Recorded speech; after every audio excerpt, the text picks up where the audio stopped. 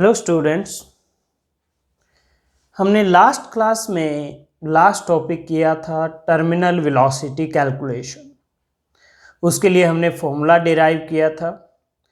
तो आज हम वहीं से कंटिन्यू करेंगे। पहले हम टर्मिनल वेलोसिटी से रिलेटेड न्यूमेरिकल करेंगे और फिर नेक्स्ट टॉपिक शुरू करेंगे। अभी हम mechanical properties of A fluids chapter कर रहे हैं और आज की क्लास में हम उसी चैप्टर को कंटिन्यू कर रहे हैं। तो स्टूडेंट्स, मैं पहले आपके लिए न्यूमेरिकल लिख देता हूं।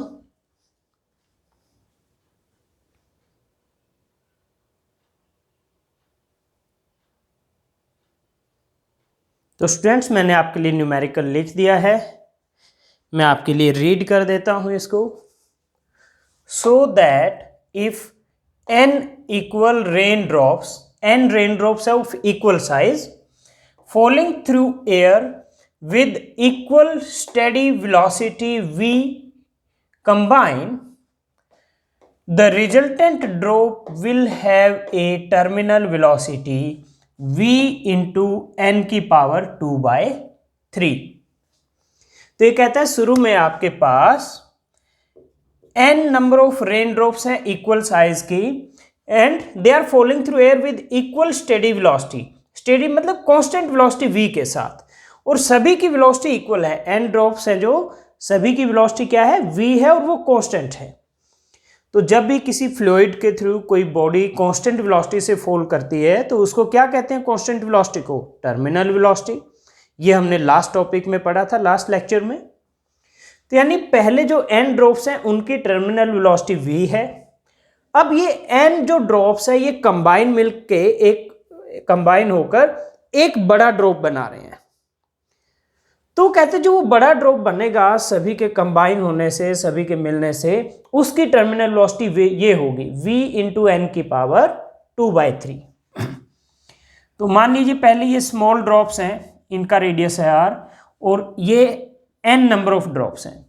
ये सारी drops n number of drops मिलके मान लीजिए ये बड़े वाला आपका ड्रॉप बनता है जिसका रेडियस है कैपिटल R।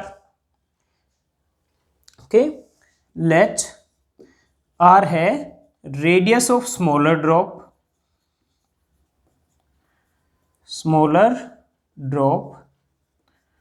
और कैपिटल R है रेडियस ऑफ बिगर ड्रॉप। तो जो बड़े वाले ड्रॉप का रेडियस होगा, मान लीजिए वो कैपिटल V है, वो क्या होगा, जो छोटे वाला ड्रॉप है उसका मान लीजिए v प्राइम है, उसका n टाइम्स, छोटे वाले n ड्रॉप्स से मिलके एक बड़े वाला ड्रॉप बन रहा है। तो इसका वॉल्यूम होगा 4/3 पाई r क्यूब, और ये होगा n इंटू स्मॉलर ड्रॉप का वॉल्यूम क्या होगा, ये v प्राइम जिसको हमने लिखा है 4/3 पाई स्मॉल r का cube, n into volume of one smaller drop is equal to total volume of bigger drop. क्योंकि जितनी भी आपकी ड्रॉप्स हैं वो कंबाइन होंगी तो टोटल वॉल्यूम तो सेम ही रहेगा। मान लीजिए इसका एक का वॉल्यूम है 5 क्यूबिक सेंटीमीटर, 20 ड्रॉप्स हैं तो 20 इंटू 5 100 क्यूबिक सेंटीमीटर इसका वॉल्यूम होगा। ओके, तो 4/3 पाई कैंसल, तो यहां से आ गया r cube equal to n into small r cube. तो r आ गया आपका n की पावर 1/3 इंटू r। दोनों तरफ हमने क्या किया, क्यूब रूट कर दिया, तो इधर r बच गया और इधर n की पावर 1/3 r। ये आ गया स्मॉल r और कैपिटल R में रिलेशन। अब बात है टर्मिनल वेलोसिटी की। तो टर्मिनल वेलोसिटी स्मॉलर ड्रॉप की आपको v दी हुई है, कैपिटल जो बिगर ड्रॉप है उसकी हम v प्राइम मान लेते हैं। तो v क्या होगा, v होगा आपका, फॉर्मूला था आपका 2/9 r² rho minus sigma into g divide by eta. ये फॉर्मूला था हमारा टर्मिनल वेलोसिटी का। तो यहां पर ये r किसका रेडियस है, स्मॉलर ड्रॉप का। v प्राइम बिगर ड्रॉप के लिए क्या होगी टर्मिनल वेलोसिटी, 2/9 बिगर ड्रॉप का रेडियस r है, तो capital R² rho minus sigma into g divide by eta. तो v प्राइम बाय v, इसको इससे डिवाइड किया तो क्या बचेगा, 2/9 कैंसिल हो जाएगा, रो माइनस सिग्मा इंटू जी भी कैंसिल हो जाएगा, ईटा भी, तो ये बचेगा सिर्फ R square by small R square, capital R square divide by small R square. Okay, तो यहां से आपके पास v प्राइम आ गया v into R square by R square. अब ये देखिए यहां से, इससे अगर आप capital R by small R निकालते हो वो क्या आएगा, n की पावर 1/3। तो ये वैल्यू रख दो, ये है r बाय आर का स्क्वायर, तो v into R by R की वैल्यू रख दो n की पावर 1/3 और उसका स्क्वायर। तो यहां से आ गया v prime equal to v n की पावर 2/3, और यही हमें प्रूव करना था। ओके, पहले हमने क्या किया, हमने रेडियस में रिलेशन निकाला, total volume of bigger drop is equal to n multiply by volume of one smaller drop. ये total volume of bigger drop है equal to n multiply by volume of one smaller drop 4/3 pi small R cube. तो इससे ये relation आ गया। फिर हमने smaller drop के लिए टर्मिनल वेलोसिटी ये एक्सप्रेशन लिखा, बिगर ड्रॉप के लिए टर्मिनल वेलोसिटी ये एक्सप्रेशन लिखा, और v प्राइम को v से डिवाइड कर दिया। तो इसमें सब कुछ कैंसिल हो जाएगा, सिर्फ R square by small R square बचेगा, और फिर r बाय आर की मैंने वैल्यू रख दी, ये आंसर आ गया। लाइक फॉर एग्जाम्पल सॉरी, हम n की वैल्यू लेते हैं 8 ले लेते हैं और v की वैल्यू 5। फॉर एग्जाम्पल हमारा जो v है 5 है, यानी स्मॉलर ड्रॉप का टर्मिनल वेलोसिटी 5 है, नंबर ऑफ ड्रॉप्स 8 ले लेते हैं, तो v प्राइम क्या आ जाएगा, 5 इंटू 8 की पावर 2/3। तो 5, 8 को मैं लिख सकता हूँ 2 का क्यूब, 2 का क्यूब क्या होता है, 8 होता है, और सारे की पावर 2/3, तो हो जाएगा 5 इंटू 3 से 3 पावर कैंसिल, तो क्या बचेगा 2 का स्क्वायर, तो 5 इंटू 4 20, तो v प्राइम की वैल्यू 20 आ जाएगी आपकी। तो इस तरह से टर्मिनल वेलोसिटी के और भी कई तरह के क्वेश्चन बन सकते हैं जो आपकी बुक में दिए हुए होंगे, तो आपको वो क्वेश्चन करने हैं प्रैक्टिस। अब हम इस क्वेश्चन को इरेज करते हैं और नेक्स्ट टॉपिक शुरू करते हैं।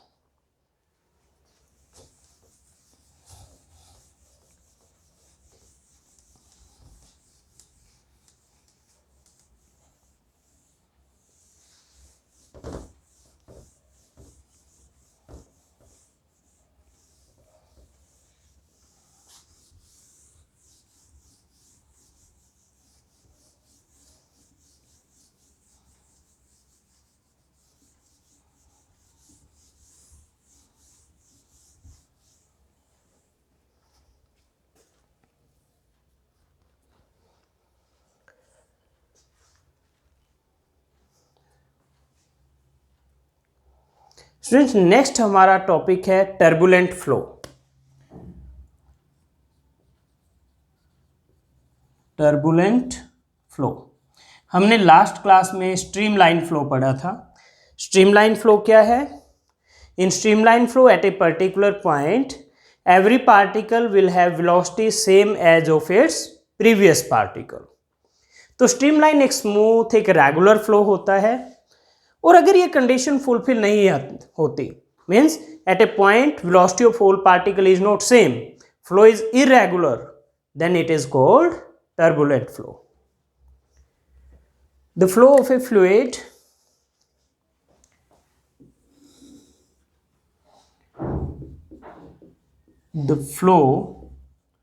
of a fluid in which velocity of all the particle crossing a given point is not same. एक पर्टिकुलर पॉइंट पे आप ऑब्जर्व करोगे, अगर उस पॉइंट पर सभी पार्टिकल की वेलोसिटी सेम नहीं है तो वो क्या है? Turbulent flow. Okay, in which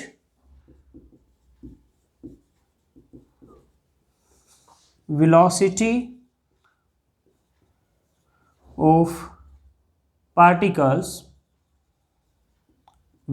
of particles at a given point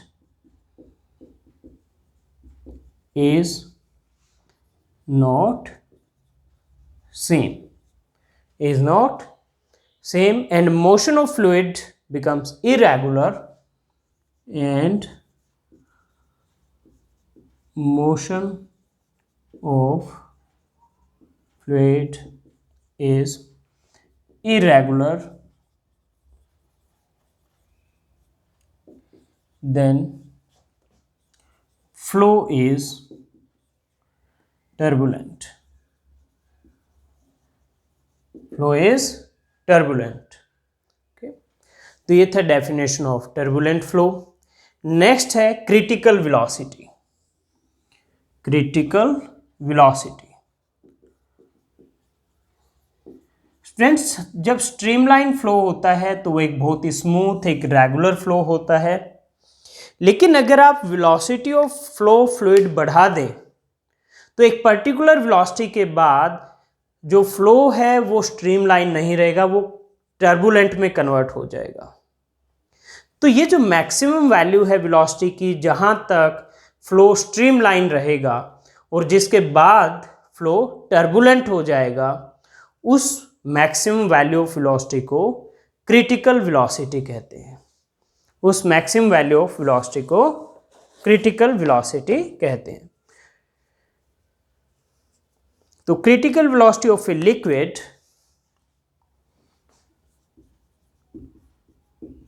critical velocity of a liquid is that maximum velocity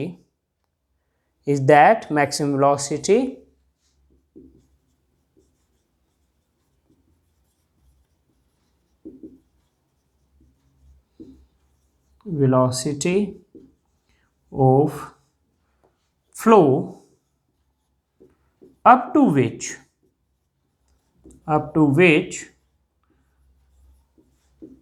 flow is streamline and above which flow is turbulent. तो अगर flow fluid का velocity इससे ज़्यादा है तो turbulent होगा, और इससे कम है तो स्ट्रीमलाइन होगा। Okay,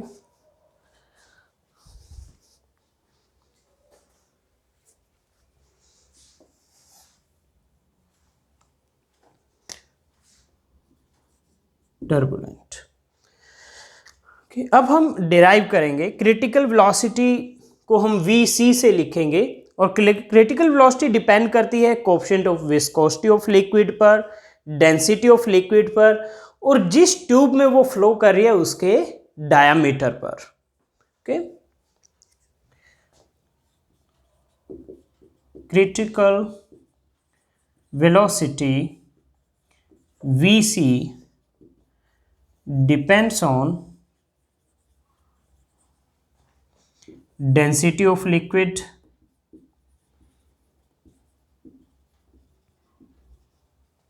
number 2 depends on coefficient of viscosity, density को रो से लिखेंगे, coefficient of viscosity eta से, and number 3 depends on diameter of tube, diameter of tube. Diameter को हम कैपिटल D से लिखेंगे। ओके, तो इसका क्या रिलेशन होगा वो डिराइव करने के लिए हम डायमेंशनल एनालिसिस की हेल्प लेंगे, जैसे हमने स्टोक्स लॉ में ली थी। स्टोक्स लॉ को हमने कैसे डिराइव किया था? डायमेंशनल एनालिसिस से। तो इसको भी डायमेंशनल एनालिसिस से डिराइव करेंगे। ओके, तो let VC critical velocity is proportional to neta power A rho raised to power B D raised to power C। तो VC equal to K eta power a, rho raised to power b, d raised to power c. K is dimensionless constant. Dimensionless constant. तो अब हम क्या करेंगे, दोनों तरफ dimension formula लिखेंगे। Velocity का क्या होगा, LT -1 होता है वेलोसिटी का, तो LT -1। के डायमेंशनलेस है तो इसके डायमेंशन होंगे नहीं। ईटा का होता है ML -1 T -1 raise to power A। Density होता है मास पर यूनिट वॉल्यूम, तो ML -3 raise to power B। और डायमीटर तो लेंथ होता है, तो L पावर C। तो इधर m की पावर क्या है, 0 है, क्योंकि m है ही नहीं इधर। LT -1 is equal to m की पावर a यहां से आ गया और b यहां से, तो m की power a plus b। l की पावर -a -3b और ये c, और t की पावर -a। दोनों तरफ m, l और t की पावर कंपेयर कर दो। Compare powers of m, l and t। तो a प्लस b क्या आ जाएगा, 0, क्योंकि इधर m की पावर a प्लस b है, इधर 0 है। l की power -a -3b plus c, ये क्या आएगा, यहाँ इधर l की पावर 1 है, और t की पावर इधर -a है और इधर -1 है, तो a यहाँ से 1 आ गया, तो b क्या आ गया यहाँ से, -a की वैल्यू 1 है तो -1, तो c क्या आ जाएगा, 1 प्लस a प्लस 3b, तो 1 प्लस a की वैल्यू 1 प्लस 3 इंटू b की वैल्यू -1, तो 2 - 3 -1, ये c की वैल्यू। अब हम इक्वेशन 1 में रख देते हैं, put value of a, b and c in 1, तो Vc equal to K eta raise to power a, rho raise to power b and d raise to power c। a की value 1 है, b की -1, c की -1, तो Vc आ गया K eta by rho d। Vc equal to K eta by rho d। तो ये है expression for critical velocity for a liquid.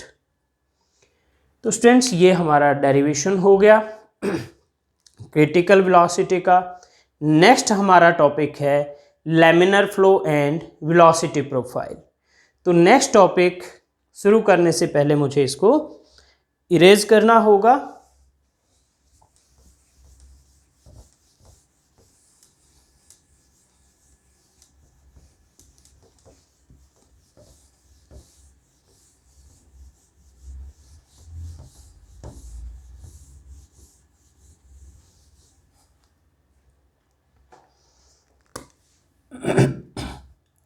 Okay, तो क्रिटिकल वेलोसिटी हमारा हो गया। लैमिनर फ्लो,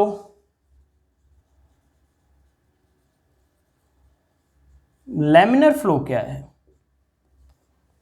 देखिए जब फ्लो ऑफ लिक्विड का speed less than critical velocity है तो एक स्मूथ फ्लो होगा, एक रेगुलर फ्लो होगा। It will be like one layer of the liquid is sliding over the other layer, और इसको हम लैमिनर फ्लो कहते हैं। Okay, when velocity of flow of a liquid is less than critical velocity, when velocity of flow of a liquid is less than critical velocity,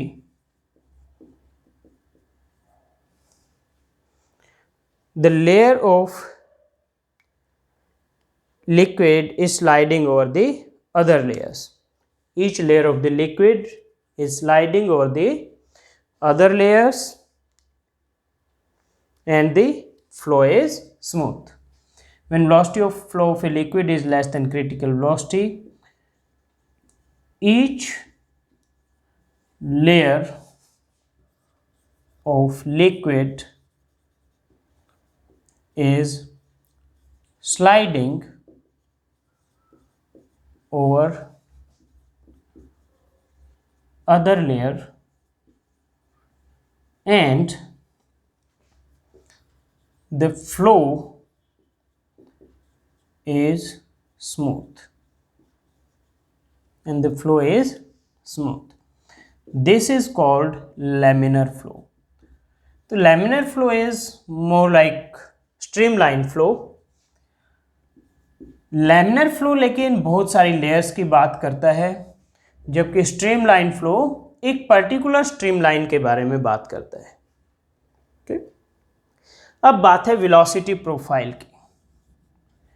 velocity profile क्या है? तो students, आपके घर में बकेट होगी, बाल्टी होगी जिसमें आप पानी भरते हैं। मान लीजिए ये एक बकेट है, इसमें आपने पानी भर दिया। तो इस तरह से ये उसमें पानी भरने के बाद बकेट में आप क्या करो, एक रोड लो और उसको इस तरह से घुमाओ पानी को। तो क्या होगा? पानी घूमने लगेगा। जब घूमने लगेगा तो आप देखना कि जो सबसे बीच वाली लेयर है, ये है जैसे, इनकी वेलोसिटी सबसे ज़्यादा होगी, और जो बिल्कुल किनारों पर होंगी, बकेट की बाउंड्री के साथ जो लेयर होगी, उनकी वेलोसिटी सबसे कम होगी। ऐसा क्यों है? Because of viscosity. यानी अगर मैं ये मान लीजिए बकेट की बाउंड्री, एक बाउंड्री ये है, एक ये है, तो ये क्या होगी? ये सेंट्रल लाइन होगी, तो वेलोसिटी सबसे ज़्यादा जो सेंटर के पास हैं, लेयर्स ऑफ लिक्विड, उनकी है, और जो सेंटर से दूर हैं यानी बाउंड्री के पास है, उनकी सबसे कम है। तो उनके वेलोसिटी वेक्टर को अगर मैं एक एरो सिंबल से बनाऊं, मान लीजिए मैं इस लाइन से शुरू करूंगा, इस लाइन से यहाँ से बनाना शुरू करूंगा, तो सबसे ज़्यादा लेंथी एरो सिंबल किसका बनेगा? सेंट्रल लाइन वाली लेयर का, क्योंकि उसकी मैग्नीट्यूड ऑफ वेलोसिटी सबसे ज़्यादा है। ये हो गया। मैं इसको थोड़ा इरेज करके साफ साफ बना देता हूँ। यहाँ इस लाइन से मैं, ये जो हॉरिजॉन्टल लाइन है, इससे ड्रॉ कर रहा हूँ, यहाँ से शुरू कर रहा हूँ मैं एरो, ये होगा। फिर जैसे जैसे आप बाउंड्री की तरफ बढ़ते जाएंगे, वेलोसिटी कम होती जाएगी, तो यानी जो लेंथ ऑफ एरो है वो कम होती जाएगी। तो ये किस तरह से पैराबोलिक सरफेस बनेगा? सरफेस क्यों? क्योंकि 3 डायमेंशन है, ये एक पैराबोलिक सरफेस बनेगा। तो ये जो सरफेस है, जो कि हेड, इन एरो के हेड को मिलाकर, यानी वेलोसिटी वेक्टर के हेड को मिलाने से बना है, इस सरफेस को जो मैंने रेड पेन से बनाया हुआ है, इसको कहते हैं वेलोसिटी प्रोफाइल।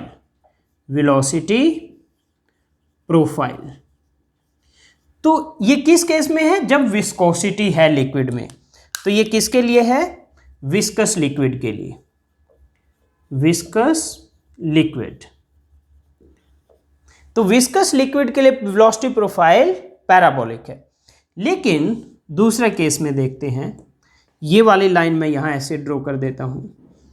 अगर इसमें विस्कोसिटी नहीं होती, लिक्विड में विस्कोसिटी 0 होती, तो नॉन विस्कस लिक्विड, तो क्या होता? तो सभी लेयर्स की वेलोसिटी इक्वल होती। तो क्या होगा? सभी एरो सेम मैग्नीट्यूड के यानी सेम लेंथ के बनेंगे। तो फिर जो वेलोसिटी प्रोफाइल बनेगा आपका, वो क्या बनेगा? वो इस तरह से एक स्ट्रेट लाइन बनेगा। तो इस केस में जो आपका ये हो गया, ये जो मैंने रेड पेन से बनाया है, ये वेलोसिटी प्रोफाइल है। तो इस केस में वेलोसिटी प्रोफाइल क्या है? एक प्लेन सरफेस होगा, और इसमें क्या है? पैराबोलिक। तो इसमें ये वेलोसिटी प्रोफाइल है, वेलोसिटी प्रोफाइल। मैं इसका डेफिनेशन लिख देता हूं वेलोसिटी प्रोफाइल का आपके लिए।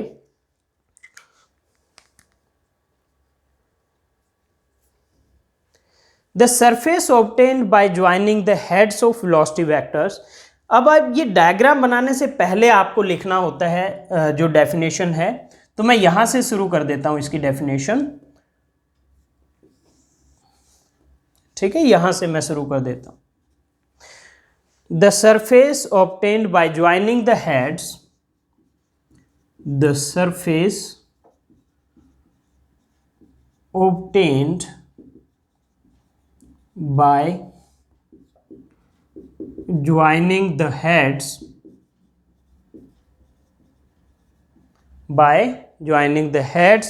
of velocity vector, heads of velocity vector of particles in a cross section. एक क्रॉस सेक्शन में पार्टिकल्स के वेलोसिटी वेक्टर के हेड को ज्वाइन करने से जो सरफेस मिलेगा आपको is called velocity profile. Okay, is called velocity profile. Surface obtained by joining the heads of velocity vector of particles, ये particles आएगा, in a cross section is called velocity profile। तो हमने laminar flow और velocity profile को define कर दिया है। उसके बाद नेक्स्ट हमारा टॉपिक है रेनॉल्ड नंबर। रेनॉल्ड नंबर क्या है? रेनॉल्ड नंबर ये एक नंबर है जो आपको बताता है कि कोई फ्लो लैमिनर है, स्ट्रीमलाइन है, टर्बुलेंट है, क्या है। ओके, तो मैं इसको इरेज कर लेता हूं पहले।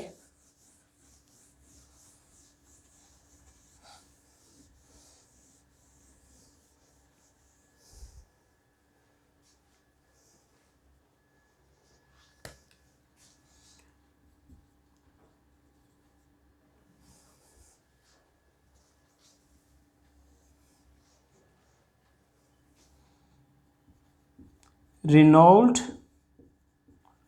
नंबर, तो रेनॉल्ड नंबर क्या बताता है?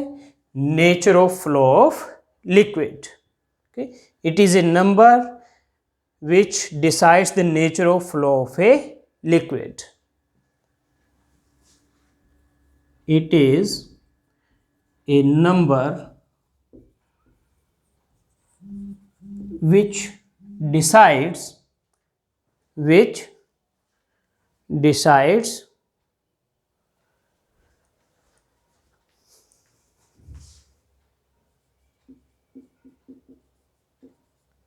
nature of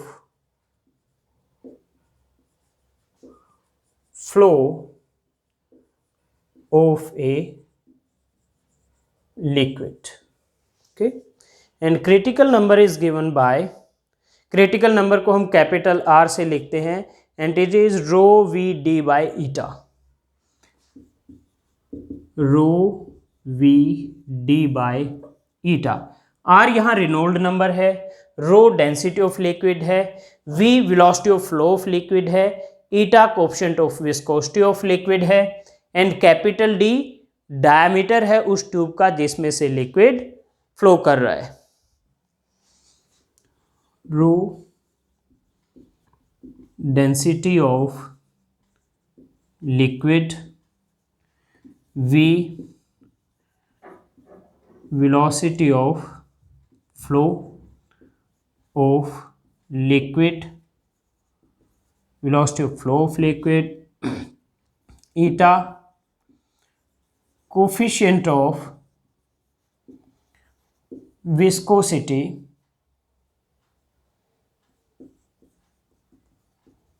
of liquid, and capital D is diameter of tube, जिस ट्यूब में लिक्विड फ्लो कर रहा है उसका डायामीटर। अब R की वैल्यू अगर लेस देन 1000 है तो flow is streamline, flow is streamline. अगर ग्रेटर देन 2000 है तो फ्लो होगा आपका turbulent. Greater than 2000 flow is turbulent. लेकिन अगर 1000 और 2000 के बीच में है तो ग्रेटर देन 1000 लेस देन 2000 तो फ्लो इज अनस्टेबल, कभी स्ट्रीमलाइन कभी turbulent. Okay, flow is unstable. तो स्टूडेंट्स ये था रेनॉल्ड नंबर। ये टॉपिक भी हमारा कंप्लीट हो गया है। अब हमारा नेक्स्ट टॉपिक है पॉइजलेस इक्वेशन।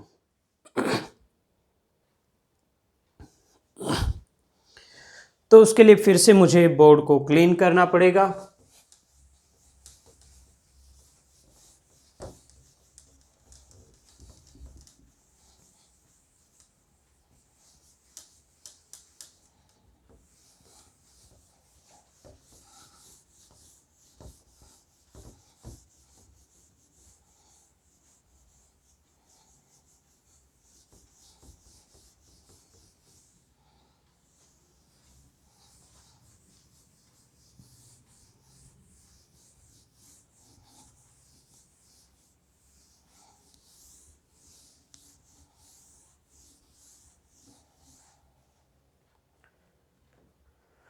पॉइजलेस इक्वेशन। पॉइजलेस इक्वेशन सेज कि अगर आपके पास एक ट्यूब है जिसका लेंथ L है, जिसका रेडियस R है, जिसके across the ends pressure difference P है, तो volume flowing per unit time is pi P R raise to power 4 divide by 8 eta L।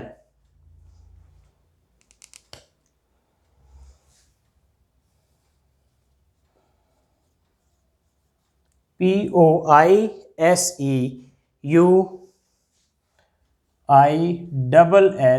पॉइजलेस, तो कोमा लगा के S, पॉइजलेस इक्वेशन।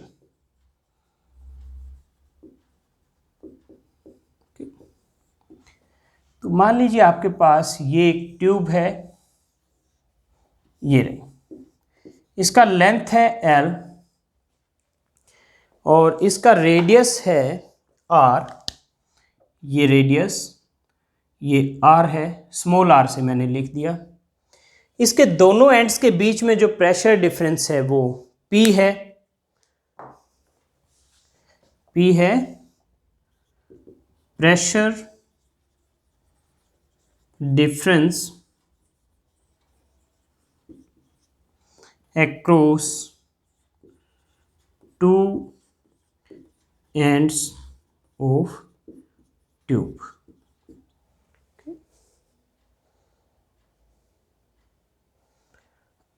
ये ट्यूब हॉरिजॉन्टल है और ये भी आपको ध्यान रखना है।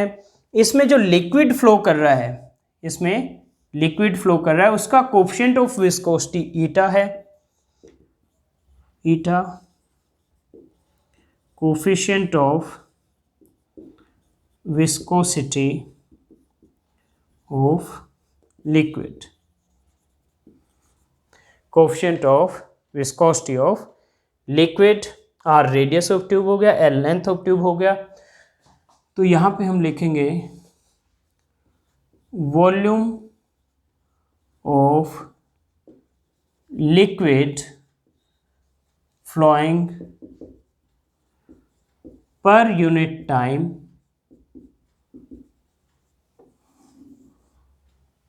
Through the tube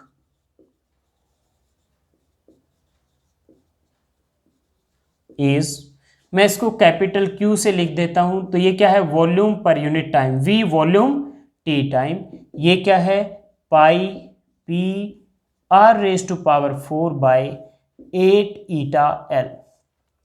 eta coefficient of viscosity जो इसमें लिक्विड फ्लो कर रहा है उसका, P इन दोनों एंड के बीच में प्रेशर डिफरेंस। मान लीजिए यहां P1 है, यहां P2 है, तो P की वैल्यू क्या है, P2 minus P1, pressure difference. R radius of tube है और ये ट्यूब हॉरिजॉन्टल है और L लेंथ ऑफ ट्यूब है। तो ये है पॉइजलीज इक्वेशन, पॉइजलीज फॉर्मूला कहते हैं इसको। अब हम इसको डिराइव करेंगे। तो डिराइव करने के लिए हम क्या करेंगे, अगेन हम डायमेंशनल एनालिसिस मेथड से ही डिराइव करेंगे। तो स्टार्ट कैसे करते हैं हम कि late Q is proportional to P raised to power A, R raised to power B, eta raised to power C, L raised to power D। P, R, eta और L के proportional है Q, क्योंकि pi by 8 क्या है, constant है। ये तो pi by 8 तो कांस्टेंट है। तो Q equal to K P raise to power A, R raise to power B, eta raise to power C, L raise to power D। Let ये है आपका इक्वेशन नंबर 1 और K is dimensionless constant, dimensionless constant. तो Q है volume per unit time. Q क्या है, volume, volume का L cube और टाइम का T, तो L3T-1। Q का डायमेंशन फॉर्मूला ये आ जाएगा L3T-1। K डायमेंशनलेस है, प्रेशर, प्रेशर होता है फोर्स पर यूनिट एरिया। तो फोर्स का होता है ML-T-2 divide by L square, तो ये हो जाएगा ML-1T-2, ML-1T-2 raise to power A।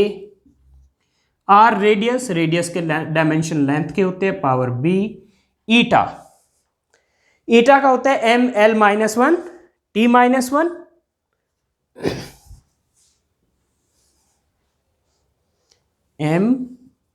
ML-1T-1 raise to power C और L लेंथ, तो L की पावर D।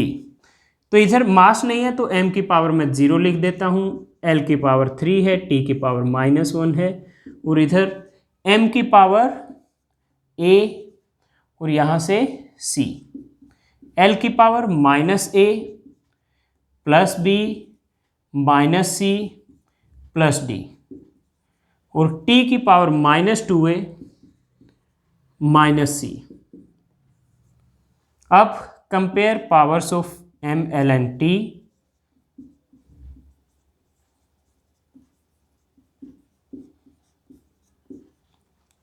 तो A plus C is 0, let ये इक्वेशन नंबर 2, क्योंकि M की पावर इधर A प्लस C है, इधर 0 है, ये इक्वेशन नंबर 2 लिख दी मैंने। L की पावर इधर 3 है और इधर ये है -A plus B minus C plus D, तो ये आ गया इक्वल टू 3, तो ये इक्वेशन नंबर 3 लिख दिया मैंने। और -2A minus C equal to -1। तो अगर मैं 2 और 3 को ऐड कर दूं, 4 को, इसको इक्वेशन नंबर 4 लिख दिया मैंने।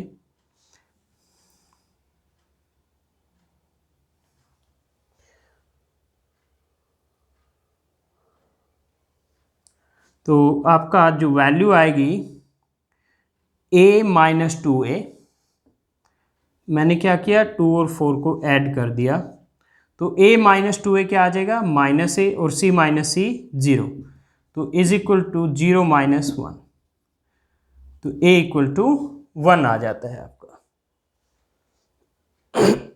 इसी तरह से आप सॉल्व करेंगे, यहाँ से C की वैल्यू भी आ जाएगी। But there is a little problem with B and D।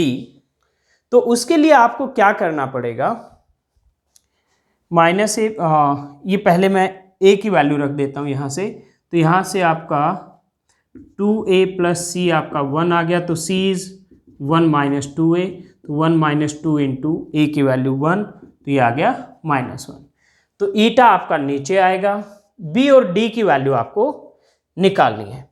अब यहाँ पर एक प्रॉब्लम है, आपने मैथमेटिक्स में पढ़ा है कि जितने आपको वेरिएबल कैलकुलेट करने हैं उतनी आपके पास इक्वेशन होनी चाहिए, उतनी ही आपके पास इक्वेशन होनी चाहिए।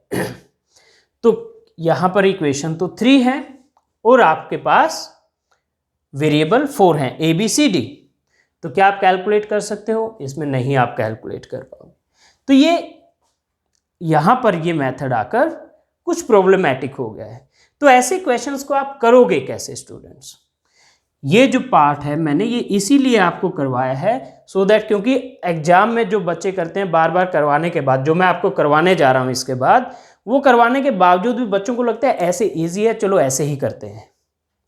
तो इसमें यहां आकर आप अटक जाते हो, क्योंकि इक्वेशन 3 है, वेरिएबल ML&T है, 3 है तो 3 इक्वेशन आएगी, लेकिन ऊपर पावर 4 है तो 4 वेरिएबल की पावर नहीं निकल सकती, इससे वैल्यू नहीं निकल सकती 4 वेरिएबल की।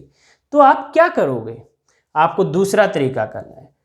आपको क्या करना है वो अब मैं बताता हूं, क्योंकि ये क्या हुआ, ये यहां आकर फेल हो गया है। तो आपको इस तरीके से नहीं करना, यूज हम डायमेंशनल एनालिसिस ही करेंगे, लेकिन ऐसे नहीं करेंगे, थोड़ा सा इसको मॉडिफाई करते हैं। तो मॉडिफाई करने का तरीका क्या है, मैं इसको इरेज कर रहा हूं अब। तो एग्जाम में क्या करना है, आपको ये नहीं करना है एक तरह से, ये वाला पार्ट, ठीक है। अब मैं जो करने जा रहा हूं यहां से शुरू करके, वो आपको करना है। ये सिर्फ इसलिए करवाया सो दैट आप रियलाइज कर सको कि अगर आप इस तरह से चले तो यहां आके फंस जाओगे आप। तो अब सही मेथड करते हैं।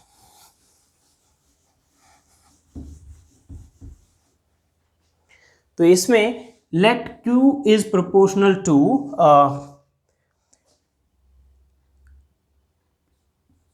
P by L raised to power A, eta raised to power B, R raised to power C।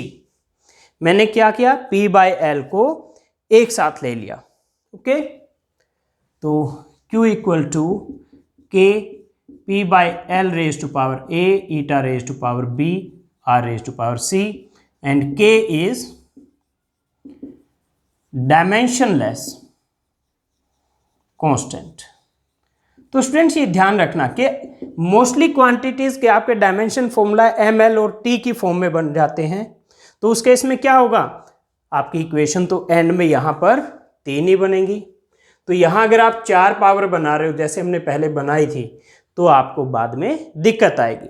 तो कभी भी आपको जब डायमेंशन फॉर्मूले से कोई डेरिवेशन करना है, ऐसे कोई फिजिकल रिलेशन डिराइव करना है, तो आपको ये ध्यान रखना है डिराइव करते वक्त, ओके।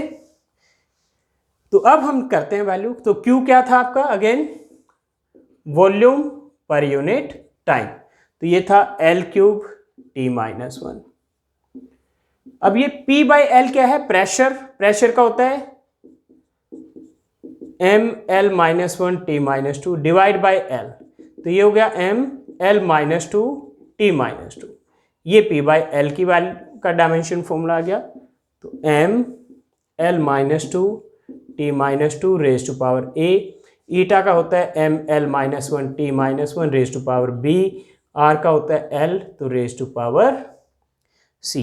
अब अगेन ML-T की पावर आप कंपेयर कर लीजिए।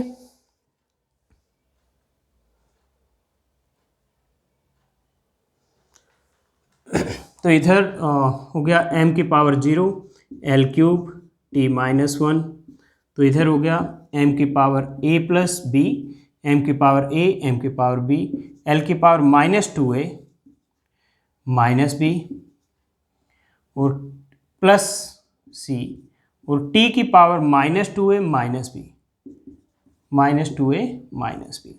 अब कंपेयर कर दो, compare powers of m, l and t।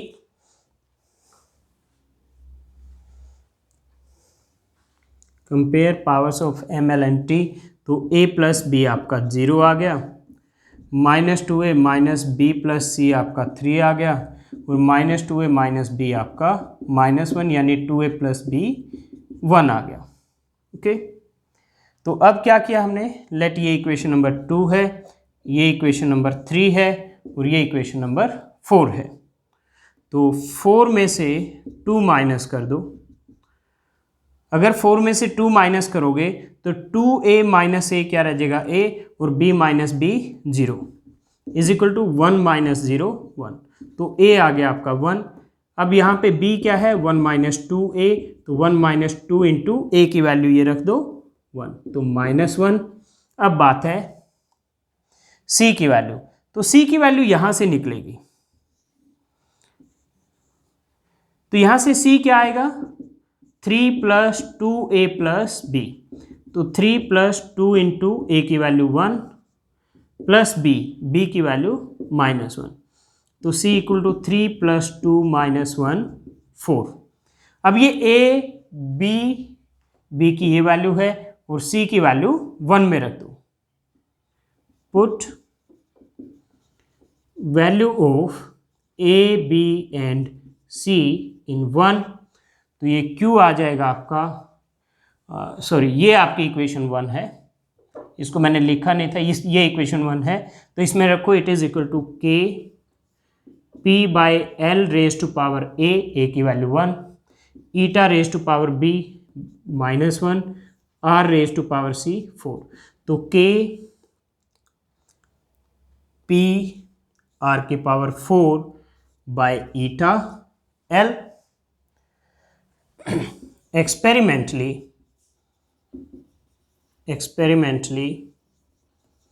k equal to pi by 8, experimentally k की वैल्यू आपकी आती है पाई बाई 8, तो आपका फॉर्मूला आ जाएगा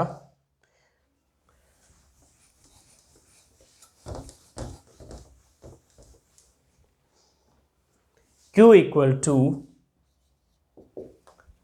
k की वैल्यू पाई बाई 8 रख दो, तो पाई पी आर की पावर 4 बाय 8 ईटा एल।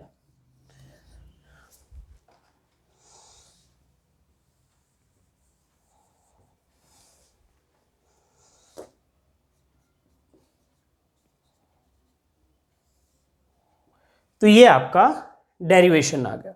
अब स्टूडेंट्स आपको ये ध्यान रखना है, मैंने यहाँ पहले जो डिराइव किया था और यहाँ पर आकर हमने क्या शो किया था कि इससे नहीं निकल सकता, तो आपको ध्यान रखना वो जो हमने किया था और इरेज कर दिया इससे पहले, यहाँ जो पार्ट किया था Q proportional to P raise to power A, eta raise to power B, R raise to power C, L raise to power D वाला, वो आपको एग्जाम में नहीं लिख के दिखाना, वो सिर्फ आपको समझाने के लिए किया गया था।